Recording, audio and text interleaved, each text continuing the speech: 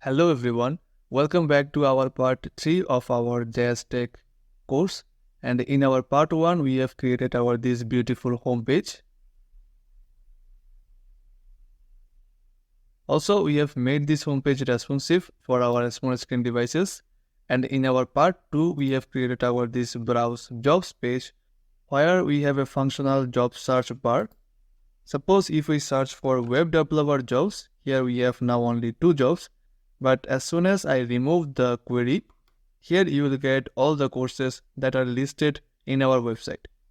Also, in our part 2, we have created the individual job details page as well for all of these listings.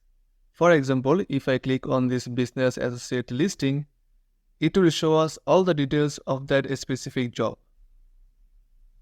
Now, in our part 3, we are going to create a functional contact us page for our website.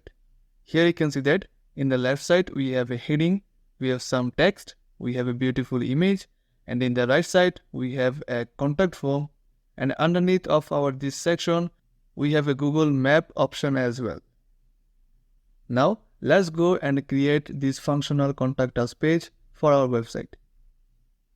Before we start building our project, let's first get the hosting and domain name for our project.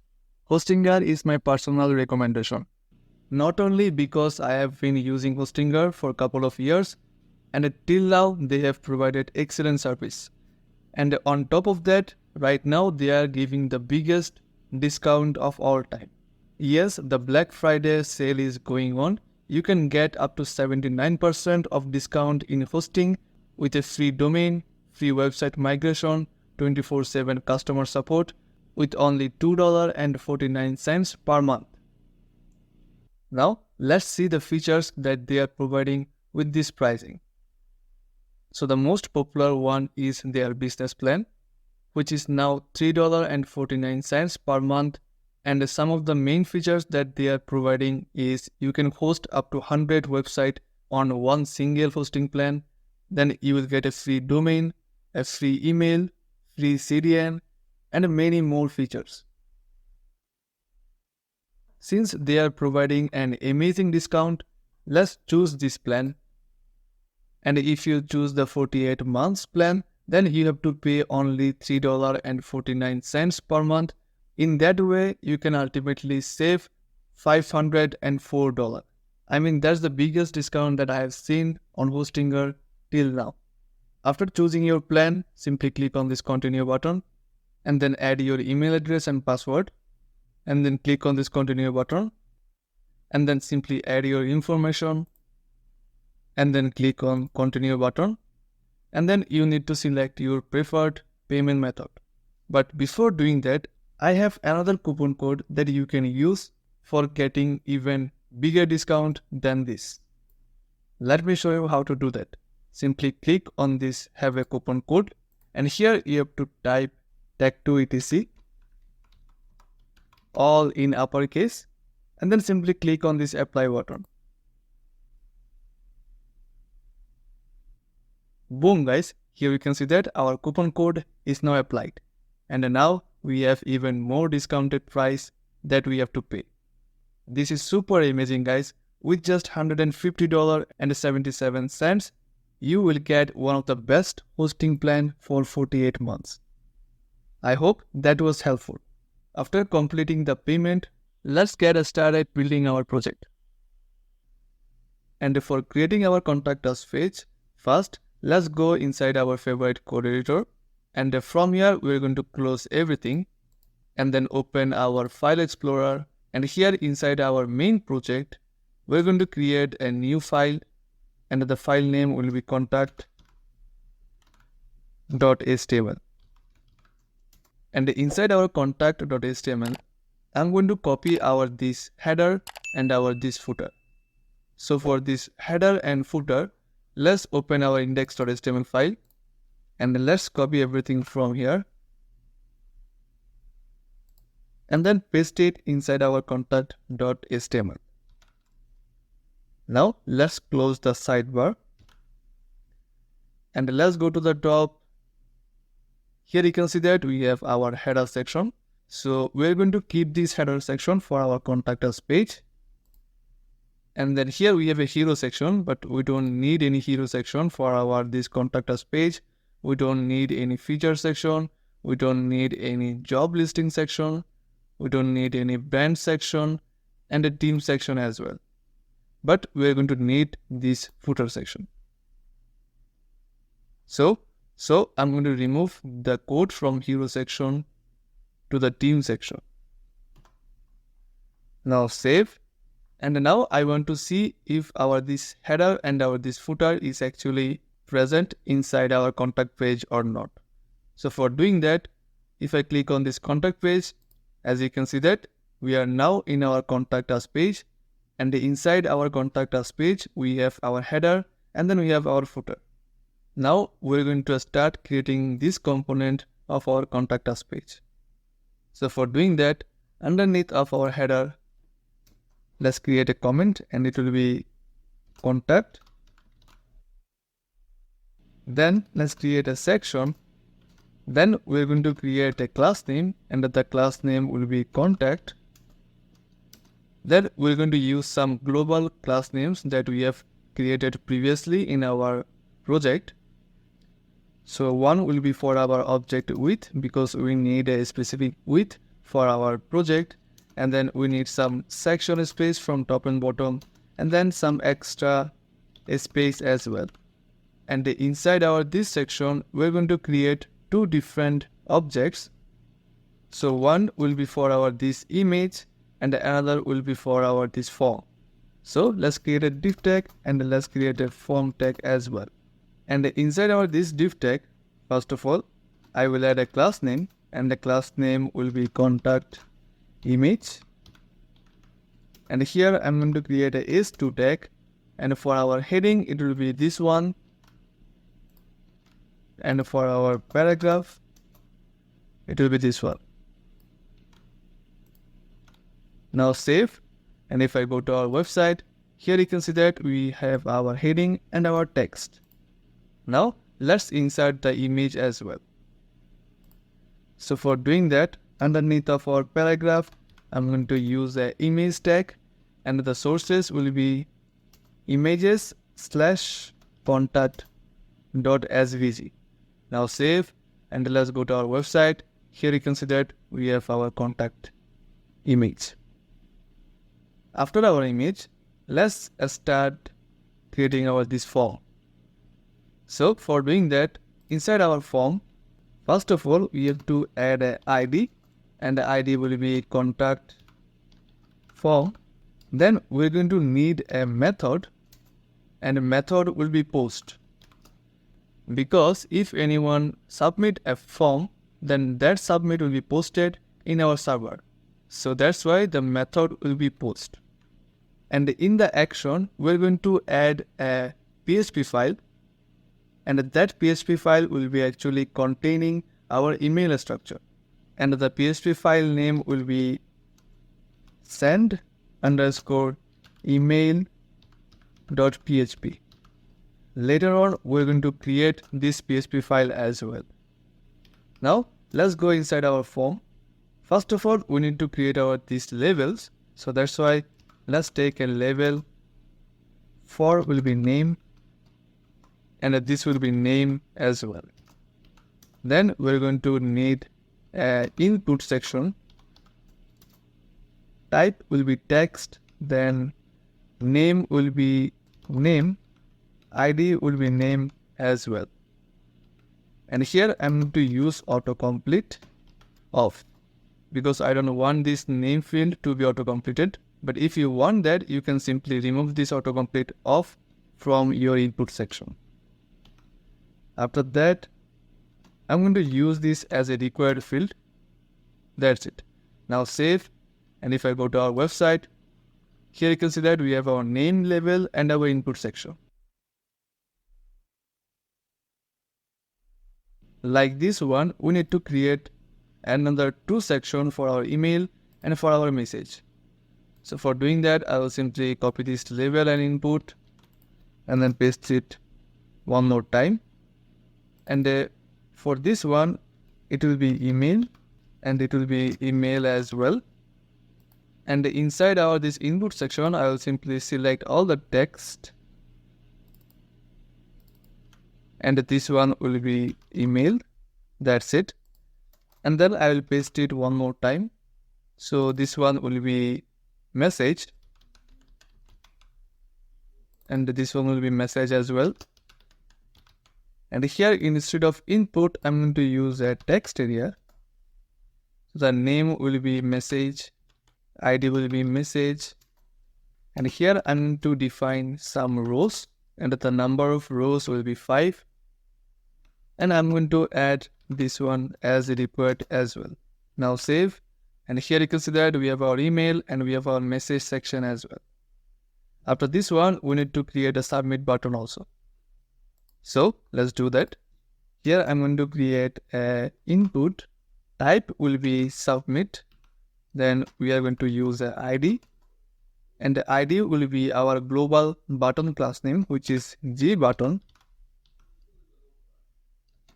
and then value will be submit. Now save, and here you can see that we have our submit button.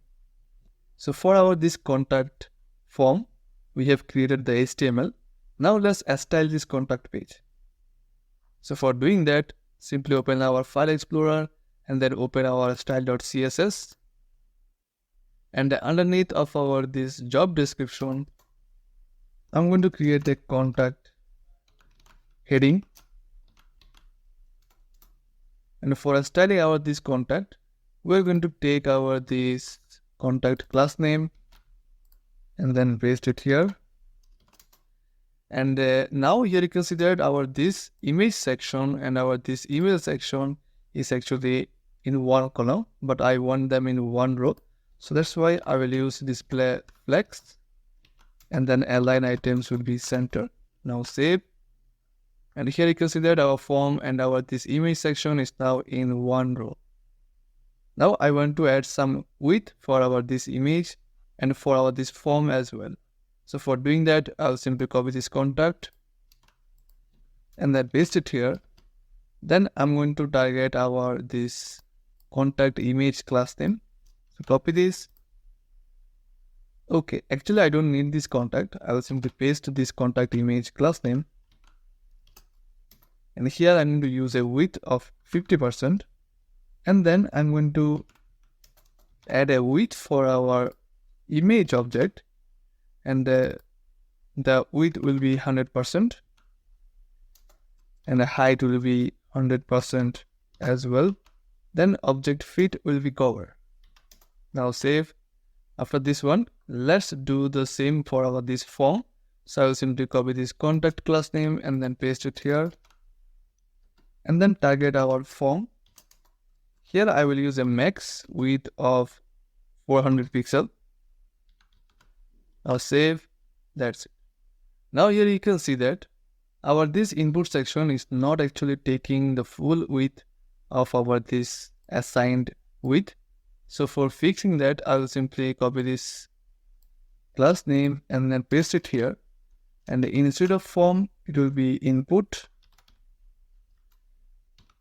And since we have a text area as well, so I will simply copy this again. And here it will be text area. First of all, I'm going to use a width of 100%. Now save. And here you can see that now they are taking 100% of the width. Also, I will assign some margin, and the margin from top, it will be 0.5 rem. From left, it will be 0. From bottom, it will be 1 rem. From right, it will be 0. Then I will use a border. It will be 1 pixel solid. And the color will be this one. I will use a box shadow, and it will be none. Then outline will be none as well. Then I'm going to add some padding from inside. So that's why it will be 0.8 rem and 0.5 rem from left and right. Then I will use a font size of 1.1 rem. Now save. There you go. Now our this contact form is looking much better. After our this contact form, we have to actually add our this Google map as well. So for doing that, simply go to Google Map and then search a location that you want to put in your website. So I don't have any specific location.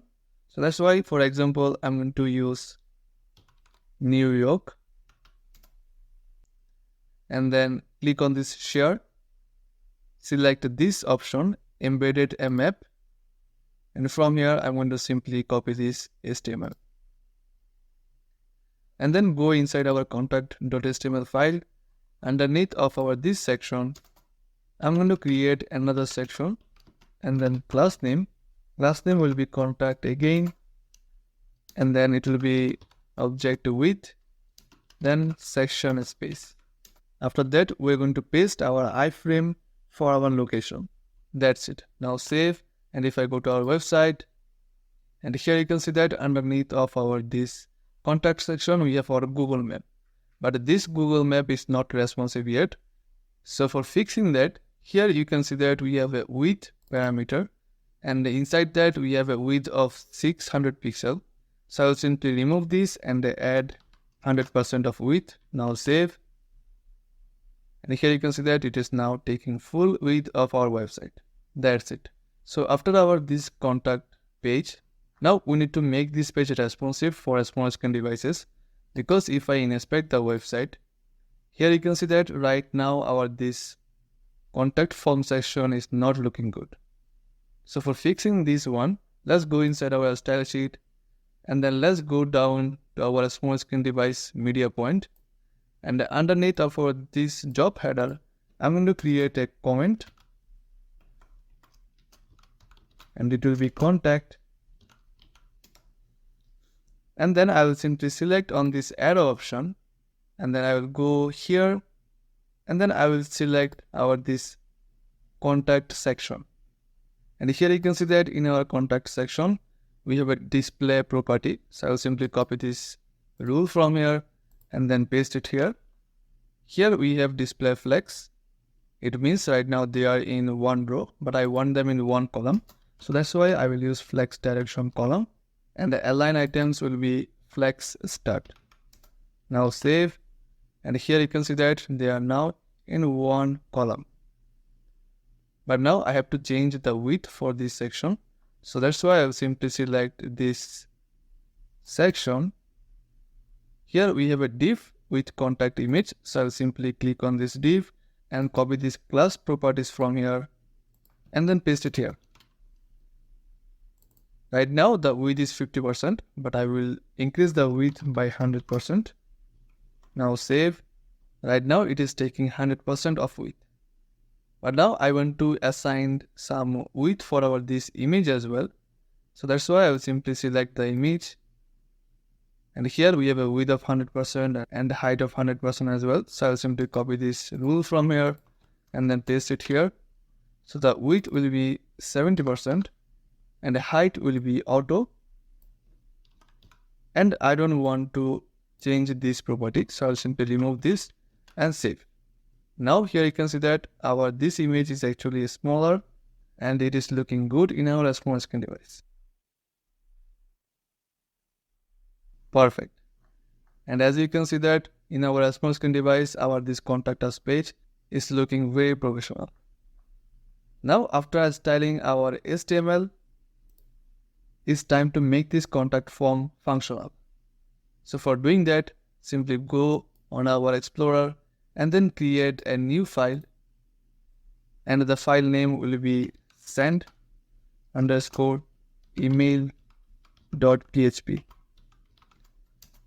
Now one thing you have to remember, the file name should be exactly match with our this file name inside our form section. Now let's go inside our PHP file, close the bar, and to detect this file as a PHP file by our browser, we have to initialize some syntax of PHP. So it will be PHP, and then we have to also close this. That's it. And here inside we have to write our PHP script.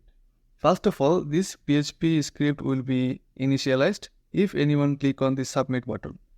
Because if anyone click on the submit button, then it will trigger our form action, which is a which is post.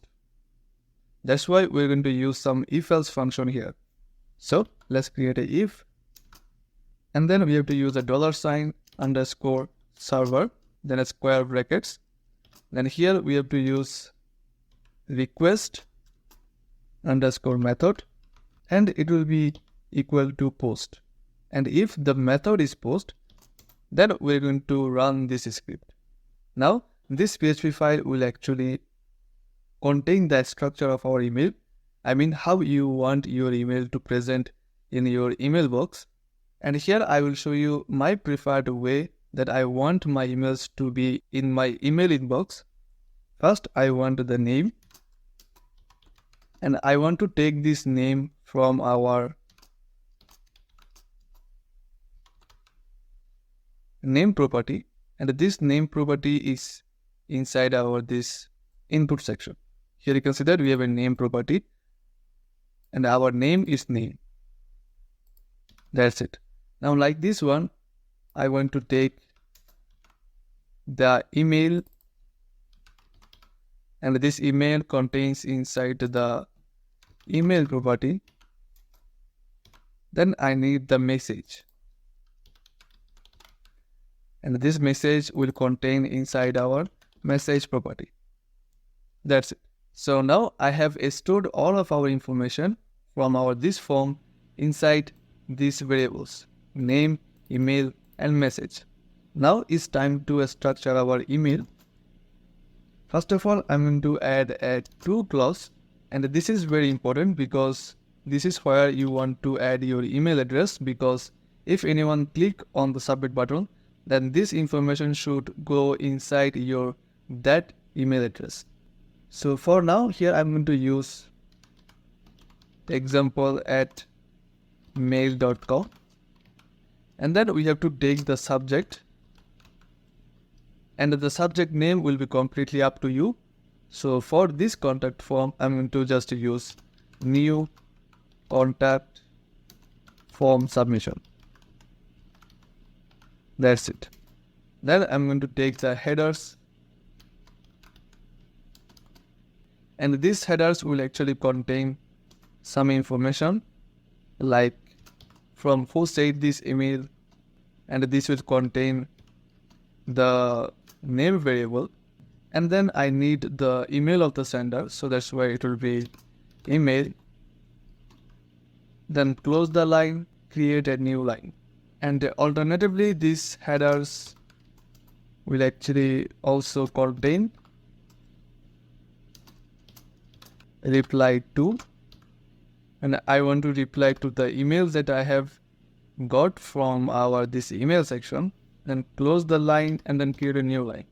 Then I will be adding another header, and here it will be content type, and the content type will be text or plain text. Then I'm going to use character set of UTF version 8. Then close the line, create a new line. That's it. Okay, so after the email structure, now we need to add some status, because if a user click on this submit button, then two things can happen. One is the email is successfully sent, and another one is some things went wrong. So for these warnings, we're going to use a if clause, and here I'm going to use mail, and inside the mail, if I have all the information, the warning will be like email sent successfully. So for getting all the information, we need to actually have our to section, our subject line, our message line, and our headers line. And if I get all the information, then I need to add a HTTP response code, and it will be 200. Then we need to add a echo, and the echo will be email sent successfully. And if any one of this information is missing, then we need to add an error warning. So that's why we are going to use an else, and our else will actually contain this HTTP response code, but this time it will be 500, and our echo will be, oops, something went wrong. So this is our if clause, and this if function will only work if our method is post. And if our method is post, then we're going to store our name variable, our email variable, and our message variable inside our these created variables. Then we need to make the structure for our email, and then we have to add some status. So after this status, I'm going to add another status for our this main if function. So the response code will be 403, and echo will be access denied. That's it. Now save. That's it, guys. We have successfully created our script, our PHP script for our this functional email. Now we have to check if our this PHP script is working or not. So for doing that, what we have to do is we have to simply upload our this updated code inside our hosting platform, which is Hostinger. So let's create a new tab and then go inside hostinger.com and then log in inside your account. And inside your Hostinger dashboard, in the left side, here you will find an email section. So simply click on this email section, and on the top you will find a setup free email service, which is free. So simply click on this setup button and check if your domain address is correct or not, and then click on this confirm. And from here I will simply click on this free version. Now you have to write a suitable prefix for your email. So I'm just going to use info and then at megabyteactivity.com, and then here you have to add a password. That's it. And then click on this create button and then click on this browser. Here you can see that your email is now created, and you can access this email by clicking on this link. So simply click on this link, and here you have to just put your username and password to log in inside your Hostinger webmail. So the username will be info@megabyteactivity.com, and then write the password and then click on this login button. And here you can see that you have your newly created custom email for your website. Now what you have to do, you have to simply copy this email from your dashboard and then go inside our code editor. And remember, here you have a two variable where we have to add our email address.